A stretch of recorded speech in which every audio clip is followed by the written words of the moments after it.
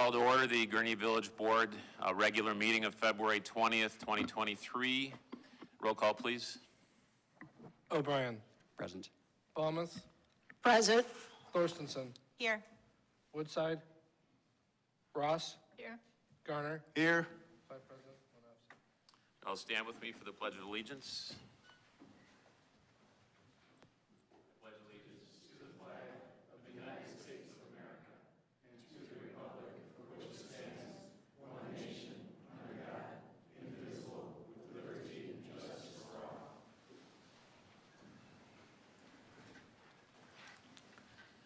Welcome tonight.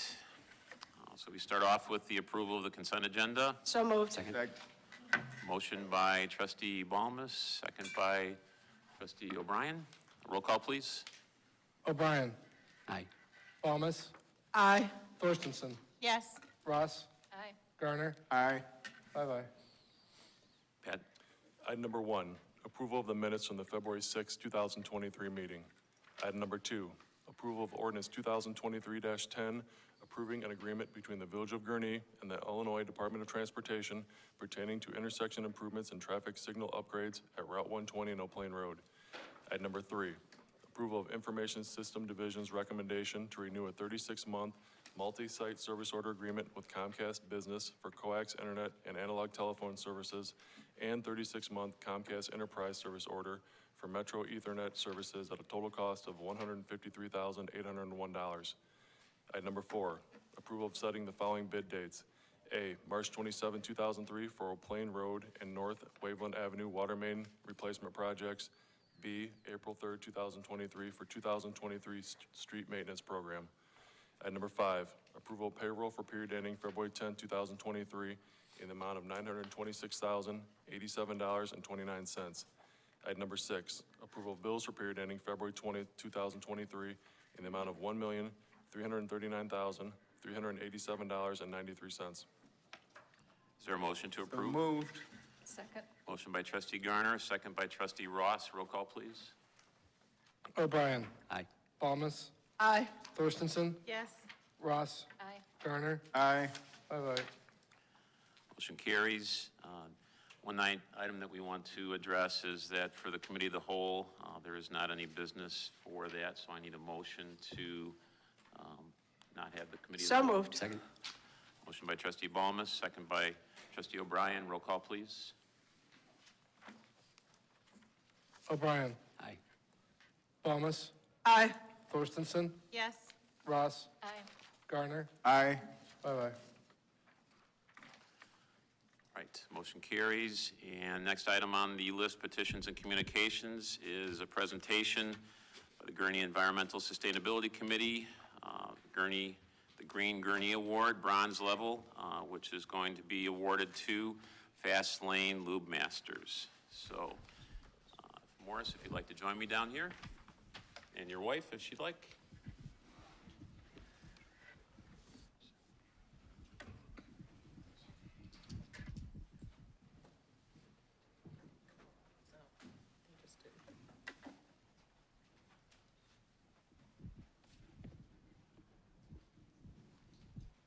So the Sustainability Committee has been in operation for a couple of years here, and we've really been proud with the various things that they've undertaken. Is this on? Yeah. Can you hear me? Yeah? All right. The various things that they've undertaken. One of those things is they've worked with doing styrofoam collection, so there's been some interest in that. There's also been some electronic devices for those being collected as well. And also recently they've been endeavoring and pursuing being able to award various businesses in town that go above and beyond being green. And Morris, which is the owner of Fast Lane, is our first recipient of this award. And I just want to give Morris an opportunity to describe his activities or some of his activities that we'd consider green. So Morris, would you like to do that? Yes, I would. First, I want to thank the village board and yourself, Tom, because this year that small business grant that you guys allowed us to have was a wonderful time, and we've been in business almost 30 years now. So I couldn't think of a better place to be than the village of Gurnee and being here. But they helped us with getting all the oil recycling. See, we burn our own oil for heat. So every time we take in a car and we accumulate the oil, then we burn it in our big furnace. And so that's how we heat our facility. And then I got in a few years ago, I got into building electric carts for people in the village, and my wife drives all over the village in an electric cart. And we also do a lot of other things to try to help people, customers, with their responsibility with taking back and taking care of cars and whatnot. So it's been a real combination of the village helping us help them. And I think that's a wonderful thing that we can all work together. And I'm blessed, very blessed, to have ended up here in Gurnee, working with all the internal people that I work with, the police, the fire, the city, and all the customers. So thank you, Tom. Thank you very much. Thank you. Yes, sir. Thank you.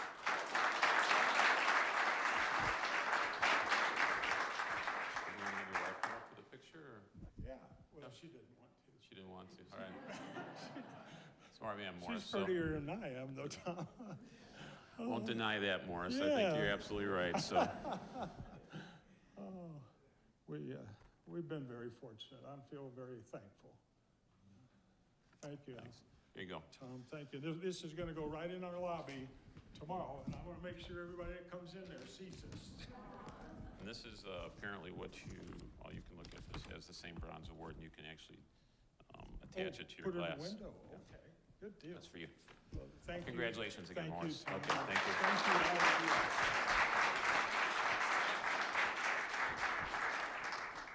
I'm a disabled vet, so if I stumble a little bit, I'm not drinking.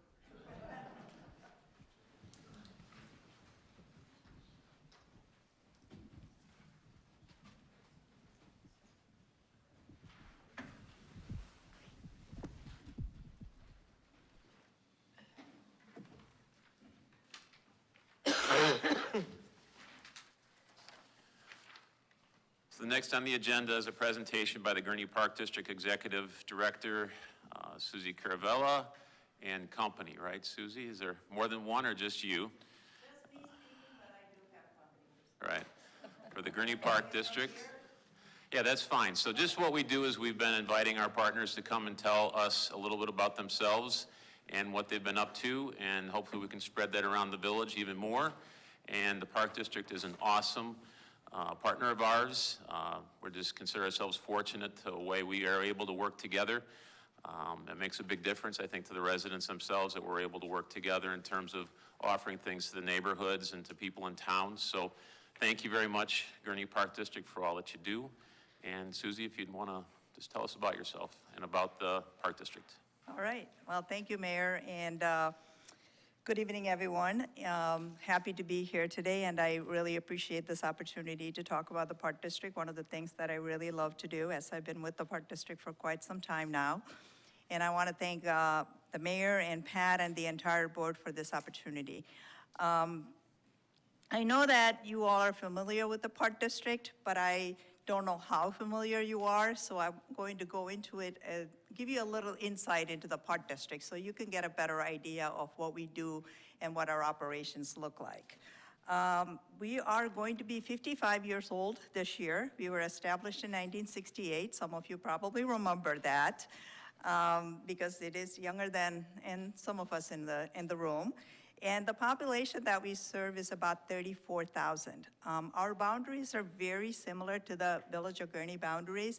That being said, we have a little bit more added to us as part of Waukegan. Continental Village and the Village apartments, those are all part of Gurnee Park District. So our population is slightly higher than the Village of Gurnee population. As you all know that there are many pockets of Warren Township in Gurnee area that are unincorporated, and we serve those residents as well. So overall, we serve a population of about 65,000 people. Part of it is residents, and the other part of it is non-residents. Our park system is very strong. We have 28 parks and 23 playgrounds, and the playgrounds are strategically placed. Over 90% of Gurnee residents have a park within 10 minutes of their home, walking distance of 10 minutes from their home. And most of the playgrounds and the parks were built in the 1990s when the Gurnee was growing like crazy with Gurnee Mills and everything else, and also in the early 2000s. And they were built using the developer impact fees. And the village assisted us greatly with that effort, and that's what led us to being able to strategically place all of these parks within our community. Parks and playgrounds especially generally have a life of about 15 to 20 years. And so we are now in the process of rebuilding many of the parks that we built in the 1990s and early 2000s. And we address about 1 or 2 parks each year. We try to rebuild them in the fall so there's less interruption to the usage for the kids when they're out at school and such. And last fall, we did Kings Park and also Prairie Oaks Parks. So those 2 were done last year. In addition to our playgrounds, the parks include other amenities such as basketball courts, tennis courts, shelters, ice rinks. Well, ice rinks are rather dependent this year. It didn't work out very well. Craig tried, but it didn't work out. Skate parks, ball fields, soccer fields, picnic areas, fishing areas, and pickleball courts. I mean, that's the fastest growing sport in the United States, and we were ahead of the game on that one by building pickleball courts. And we even have a cricket pitch now, and that is heavily used at Viking Park. In addition to that, we actually have over 400 acres of open space that we manage, and we also have many miles of trails that connect to the Lake County Forest Preserve trails and also the Comet trails, so we're very proud of that. In terms of facilities, we have 4 large facilities, or 4 primary facilities, the oldest being Viking Park, and most of you may be familiar with that. That's also our flagship park. That's where we hold most of our special events, large special events. We also use the community center for preschool, summer camps, dance, rentals. I mean, summer kitchen and dance hall are very popular places for rentals. And our main offices are also held at Viking Park. The other large community center is at Hunt Club. We call it Hunt Club Park Community Center. That was built in 2006. It's a beautiful facility with gymnasium. It has a small fitness center on the 2nd floor.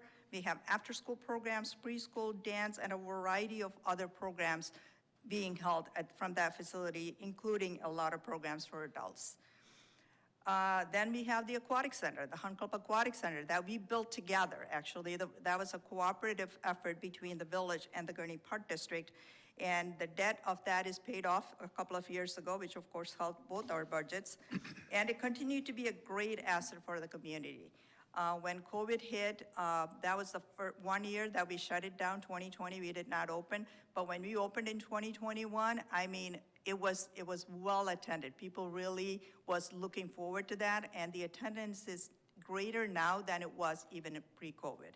So it's a very popular facility, and it does not look 20 years old. It looks very, very new. It's well taken care of. Then, of course, we have Fit Nation. It's the youngest facility we have, but at the same time, this year, it's going to be 10 years. It's hard to believe that it's been that long. We bought a Gold's Gym facility that was going out of business, and we converted that into our own brand, Fit Nation. And we have about 4,300 members, and it's still growing.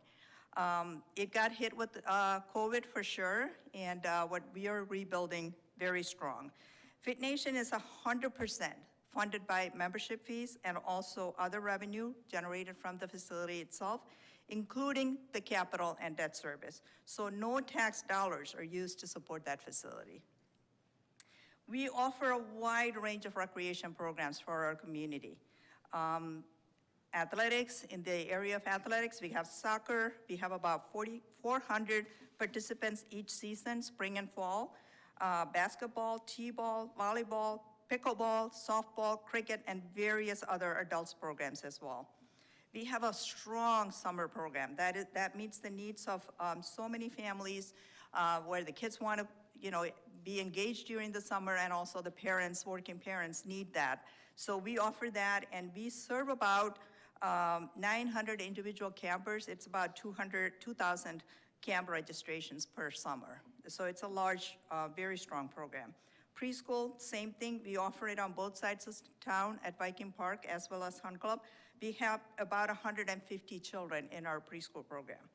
We have after-school care. We serve both the elementary school district, District 56, as well as District 50.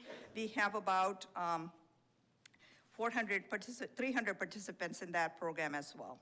We teach kids how to swim in our community. Swim lessons are held at Fit Nation Pool and also at the Aquatic Center. At the Fit Nation location alone, we have about 400 kids enrolled in our swim programs. We have monthly mixers, we have dance, both sides of town. We have about 260 participants engaged in our dance programs. We have monthly mixers that serves the senior population, and it's a very popular event for those who come to that. We have an initiative that we launched in 2016. It's called Go Gurnee. It's a 30-minute walking initiative.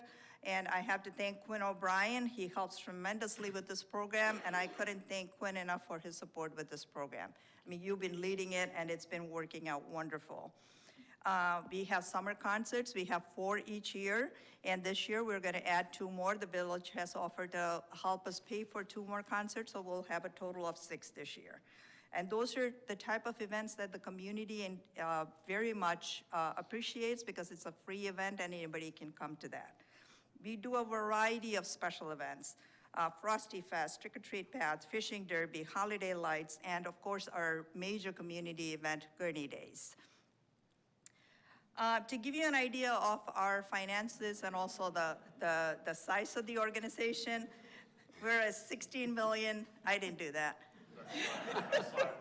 Somebody gave it to me. I know, I heard you were very extremely proud at that moment, so. Our budget is $16 million. $2.5 million of that is for capital investments. $6.2 million comes from property taxes, and the remainder comes from fees and charges. So 45% property taxes and 55% fees and charges and other revenue sources. Our portion of a resident's property tax bill is about 4%. Since we're heavily dependent on program fees, a good part of our programs are set to pay for its own cost. This is the only way for us to offer the needed services to our community while staying financially sustainable. And financial sustainability has always been a priority for the Park District for years and for decades, that we have taken that very seriously. And that stability have enabled us to capture opportunities as well as weather a storm. Perfect example is when Gold's Gym was going out of business. Because we were in a good position, that we were able to capture that opportunity and buy that, and it is enjoyed by many in this community, Fit Nation. And weathering a storm, as we all know, COVID hit, and us being reliant heavily on program fees, we lost about $8.2 million in 1 year, while a lot of the fixed cost still remains the same. But because we were prepared for a rainy day, we were able to weather that storm, and we have bounced right back. Our programs are stronger than it was before, and our participation is very strong, and we are doing very well. Our employees are one of our biggest assets at the Gurnee Park District. We're a service organization. The way that the services are delivered to the community is extremely important. A team environment is established at the Park District, and our teams work very well together. It shows in the support that you see here with my administrative team all being here. That's how we work together. We work together very well. We have a 5-member board. They were elected by the community. They're extremely supportive of the Park District, and they're looking at the community as a whole when they make decisions and bring forth issues to the Park District. We are one of the largest employers in Gurnee. We're actually in the top 10. We were number 8 as of last year's records.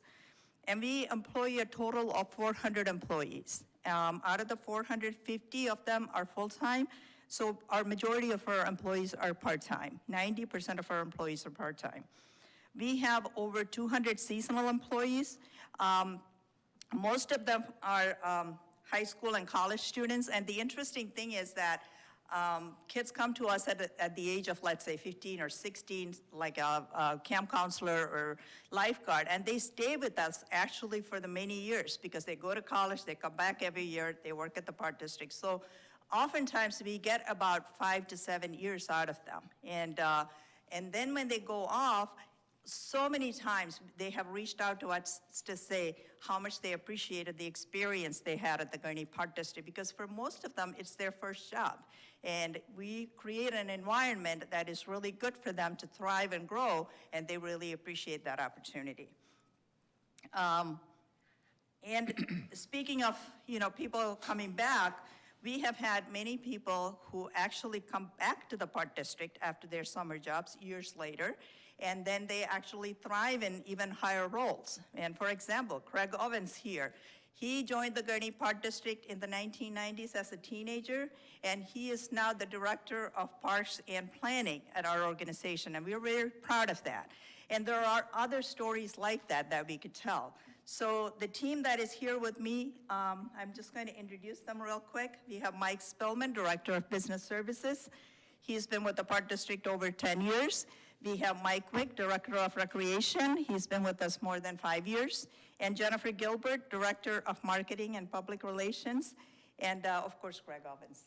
And I already talked about him. And actually, to show how the board supports us, Vicki Paddock, our vice president of our board, is here. She called me today and said, "Oh, I heard you're on the agenda at the village. I'd like to come and support." So that's how we support one another, whether it's board or staff or whoever it is. We all support each other for the betterment of the community and our jobs. We take relationships very seriously. And we have great relationship with our taxing agencies. We have a really good relationship with the village. I mean, every department here, police, fire, everyone, we all work together very well. I know I can reach out to Pat at any point in time, and Pat is extremely responsive when we reach out and professional about it. And we know that all of the department heads have their counterparts here in different departments working together very well, which is important. And we have that same relationship with our taxing agencies too. And it's kind of interesting that this is the way it should be, but it's not always the way other communities operate. So this is very unique, and we value that, and we really embrace that. We meet with other administrators from all the school districts and library and township on a quarterly basis because we can share information and support one another. So that's always been great. And we also have great relationship with our legislators. We don't get involved in the politics or the elections, but we do create relationships once they're elected, and we respect the positions that they hold. And we work with them very well, and that has been a really positive thing for the Gurnee Park District as well. And our vision at the Gurnee Park District is to be a national leader in parks and recreation. And therefore, staff is involved at various capacities at a state level. We have 2 associations at the state level, Illinois Park and Recreation Association, as well as Illinois Association of Park Districts. And our staff at various capacities are involved with committees and different things and win awards on oftentimes as well. We're involved at a national level. I serve on the National Park and Rec Association as a board member and also serve as the treasurer. So those involvements are extremely important for our team's growth and also to have a prominent place among other park districts in Illinois as well as nationally. We are a nationally recognized gold medal agency, which is the highest form of recognition a park district can receive. And looking into the future, we are gearing up for the summer right now. We're hiring seasonal staff, accepting pool passes, and also summer camp registrations, all of which are going extremely well. We will be starting our comprehensive plan fairly soon. We have done a strategic plan and a master plan on a regular basis for the past many decades. And this time we're going to do a combined plan, more of a comprehensive plan for the next 5 years. And that'll be starting up soon, and that is going to involve a community survey as well. We take diversity, equity, and inclusion very seriously. We serve a community that is diverse in nature.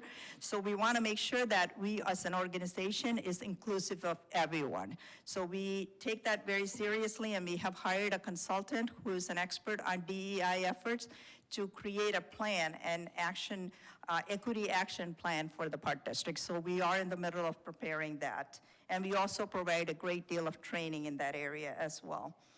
All that being said, our community is our ultimate priority. That's who we are here to serve, and we take that very seriously.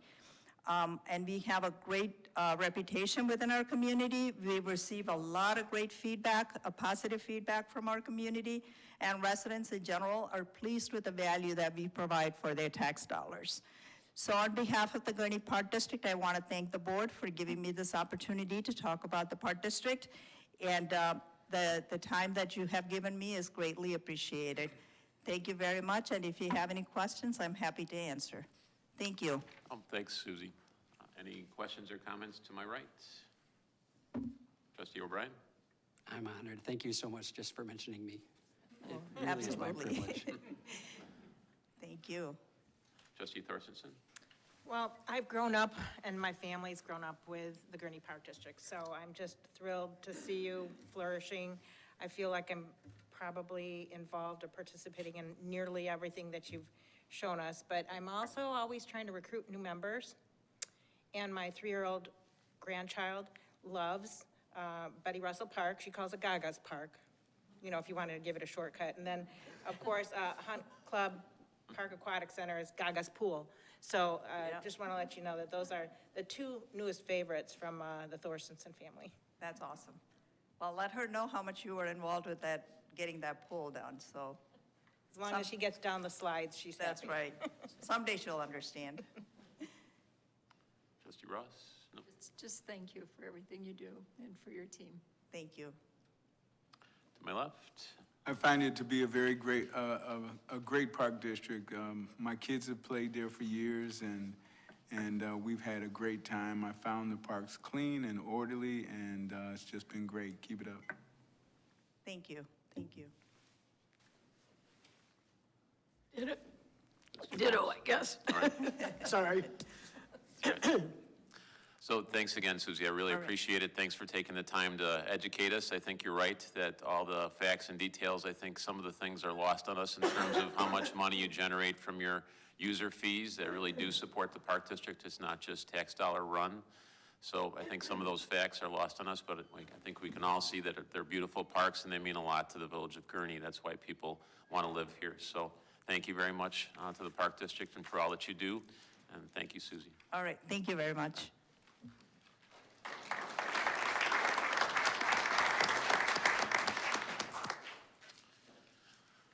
So on to, we have no old business, right? Correct. On to new business. Item number 1, approval of ordinance 2023, 11. granting a special use permit pursuant to the Gurnee zoning ordinance for 6290 Route 132, White Castle. Pat? Sure. So I had a memo from our senior planner, Clara Gable, on this. White Castle was before the PZB on December 21st, and then again on January 18th. Requested a special use permit to allow a drive-through facility without a required bailout lane.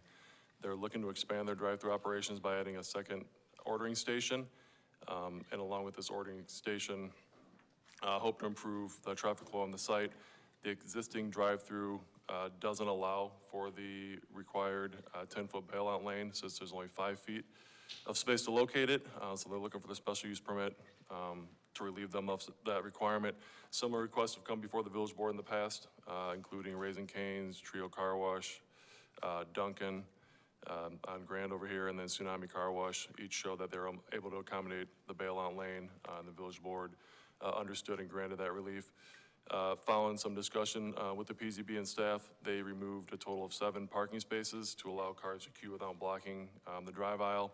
Even with these parking spaces eliminated, they still exceed what's required for the parking on site, so they're in good shape from that perspective.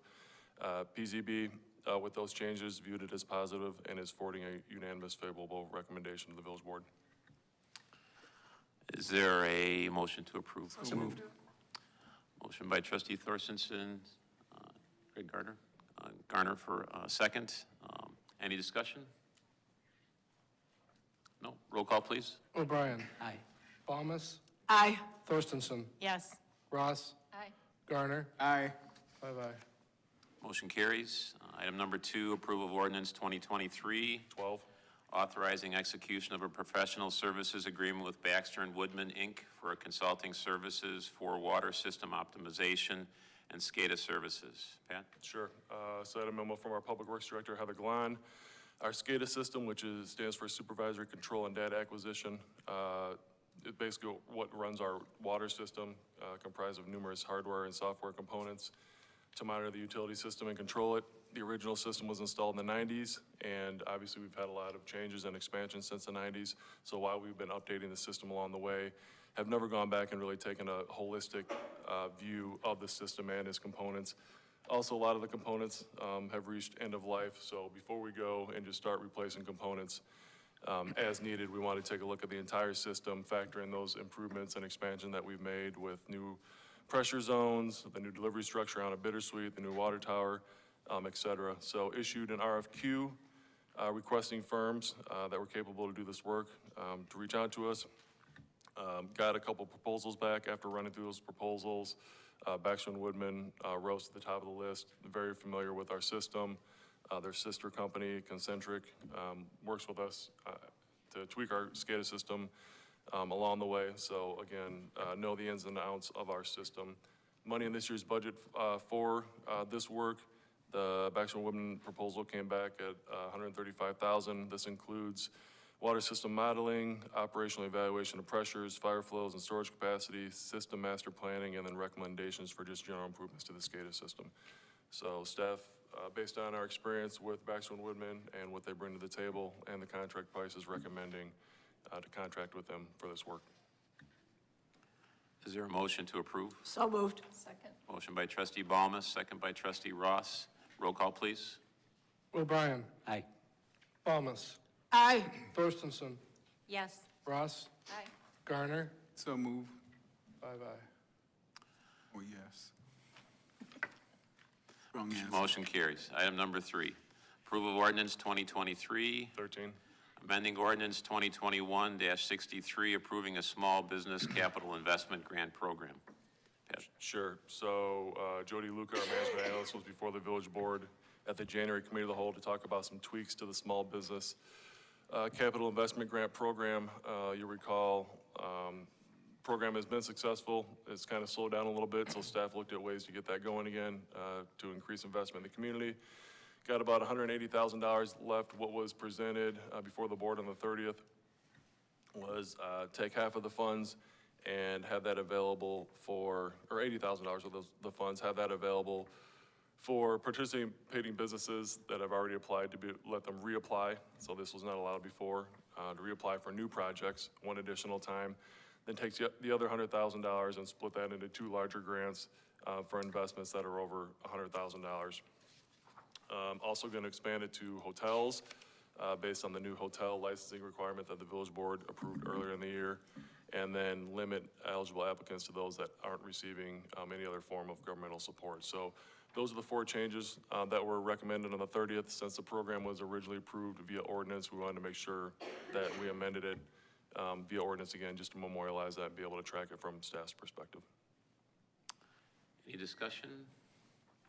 Trustee Thorstenson? How and when will this be communicated?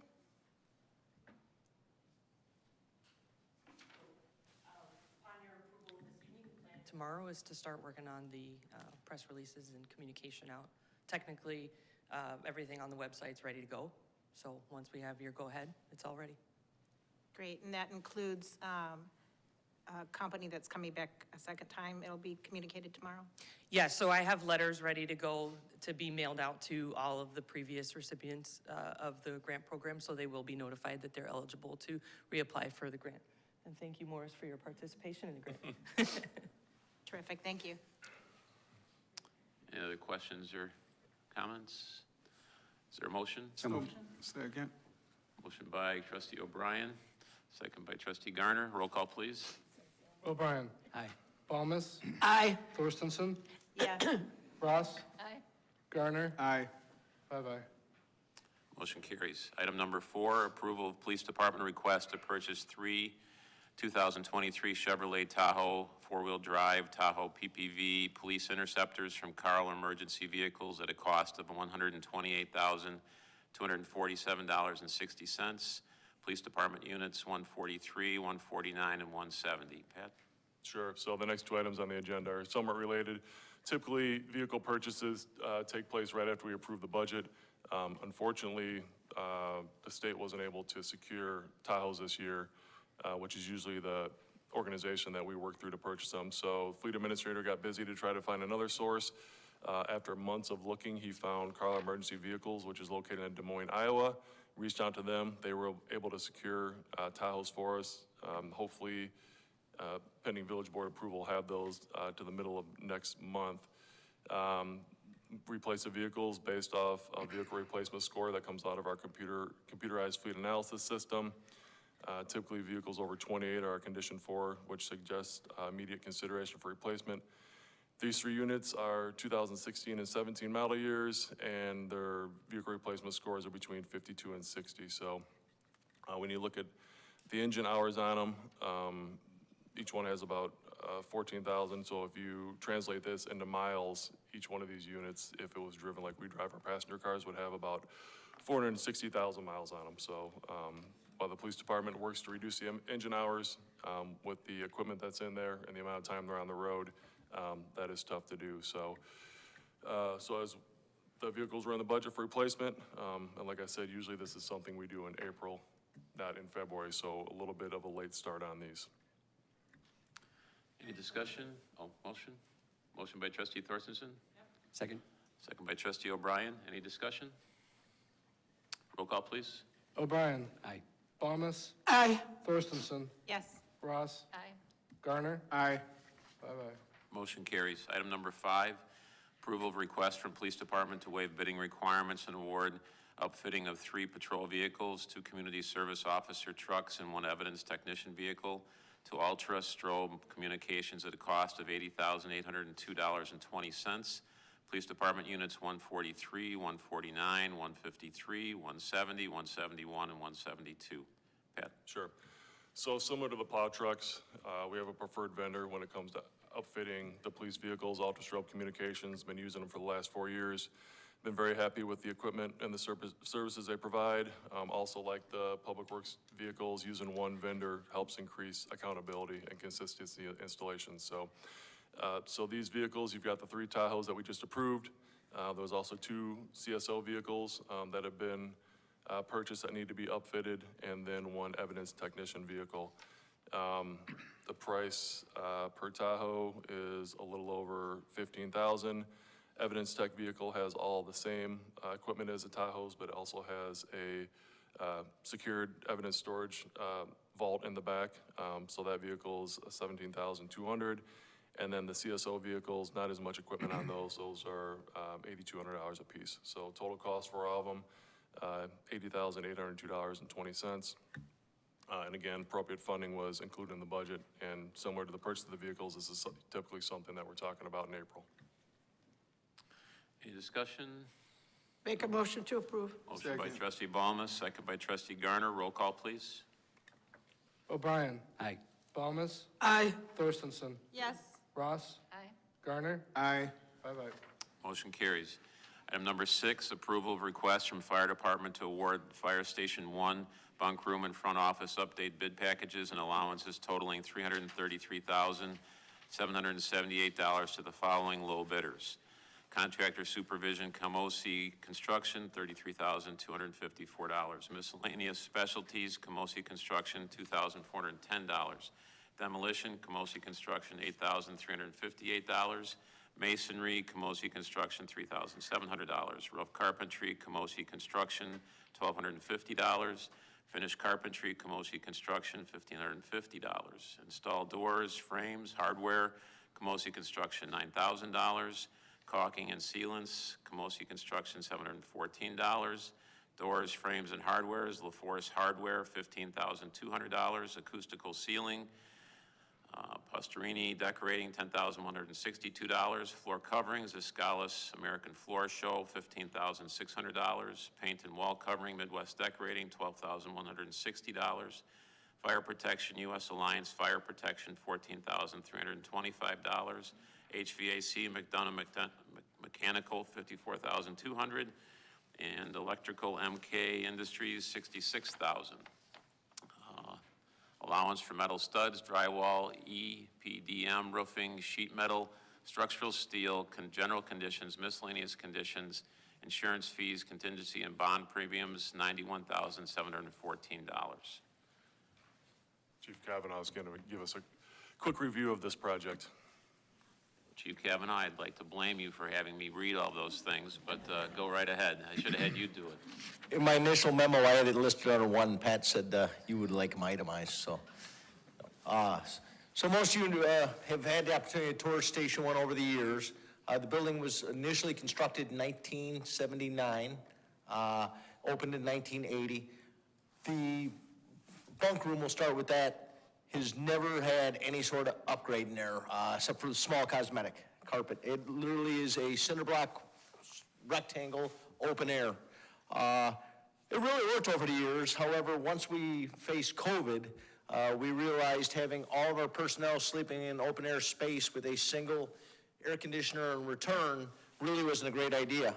We didn't, as you know, close during COVID, so we had the people sleep in there. So we were sleeping in masks and taking all the precautions, and it really did affect our employees quite a bit during that time when we were running numerous calls. Sleep wasn't happening as well because they weren't as comfortable, and just the nerves of knowing you're in this open air environment. Not to talk about the common things such as snoring, other noises throughout the night that occur, the quality of sleep just isn't there. As they're getting up multiple times a night, closing this in, looking at the model we used at Fire Station 3, building individual bunks where they actually have a door that closes, using technology now that allows us to alert within the rooms so people are aware or awake. With computer-aided dispatching, we can keep track of people going en route. So years ago, where we need to visually see each other, technology's helped us with that. So we have the opportunity. So closing that area in, making 8 individual bunks in that area is really going to be a safety issue. It'll help us immensely. The second half of the project is the front office. Over the years, we've had an open front office area. One of the things that we worked on during our strategic plan is succession planning. We haven't had a deputy chief in place since 2017. We're looking, as you know, in the budget, we put a deputy chief position in there, and we really didn't have a good place for this person to work out of Fire Station 1. There are some spares office and other stations, but truly to be able to be a partner with the chief, learn the operations work, we need to be in the same building.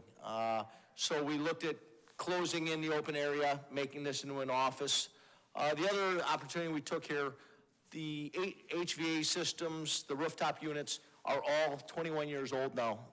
When they were spec'd back in 2002, they were told the last 15 to 20 years, so they're end of life. This is gonna allow us to change 2 of the units of the 6. So the nice part, getting them staggered and not all purchased at one time is really gonna help us. We've learned that with our other station, Station 2.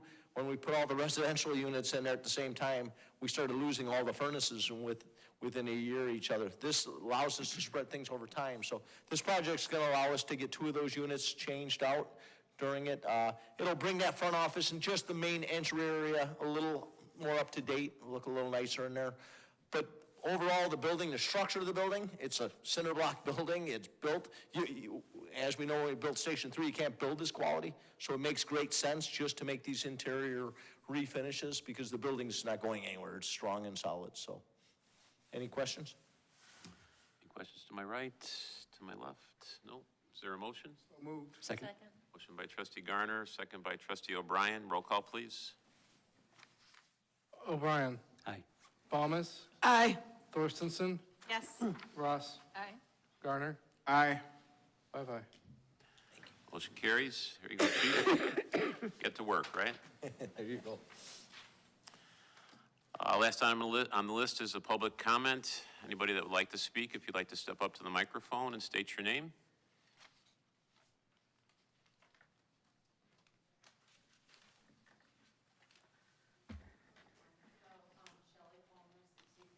Dr. Al Drive. While our group is opposed to any changes in the village liquor ordinances that would allow alcohol to be sold by gas stations and convenience stores, we recognize that the village trustees are moving in that direction. If that's the case, we ask you to consider the following. Gurnee Liquor Ordinances, Section 6-17, Location Restriction, states, no license required by this chapter shall be issued if the location is determined to be detrimental to the general character of the surrounding neighborhood and the projected impact of the premises upon the surrounding neighborhood or the village as a whole would be considered detrimental. We strongly believe that this will be the case if liquor licenses are granted to gas stations and convenience stores, particularly to the proposed Casey's location, whose properties would adjoin the Wentworth residential neighborhood and be directly across the street from the Bickford Senior Living and Memory Care Facility. With regard to Bickford, the Illinois Liquor Control Commission Local Liquor Commissioner's Handbook, March 2019 edition, states on page 7, proximity restriction zoning. In general, no license shall be issued within 100 feet of any home for the aged. The 100 feet is to be measured from property line to property line in all cases. We've measured the distance between the proposed Casey's lot and the Bickford property across Wentworth Drive and find the distance to be 66 feet.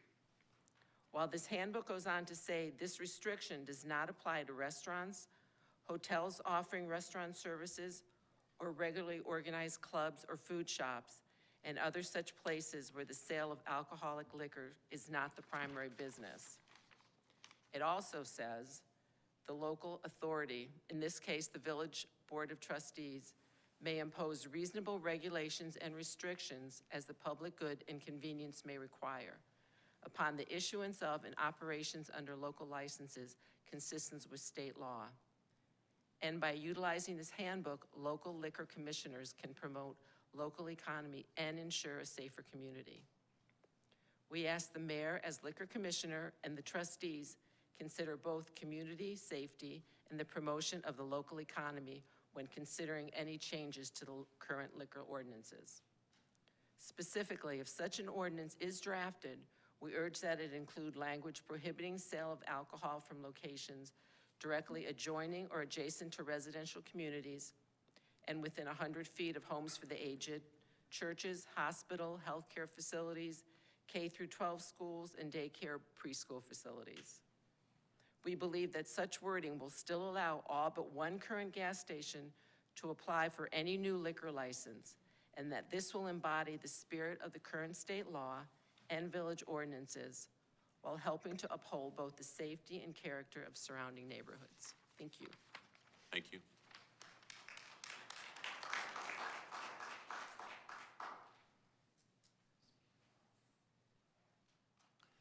There being no further public comment at this point, there be a motion to adjourn? So moved. Motion by trustee Baumus, second by trustee Garner. All those in favor say aye. Aye. We're adjourned. Thank you.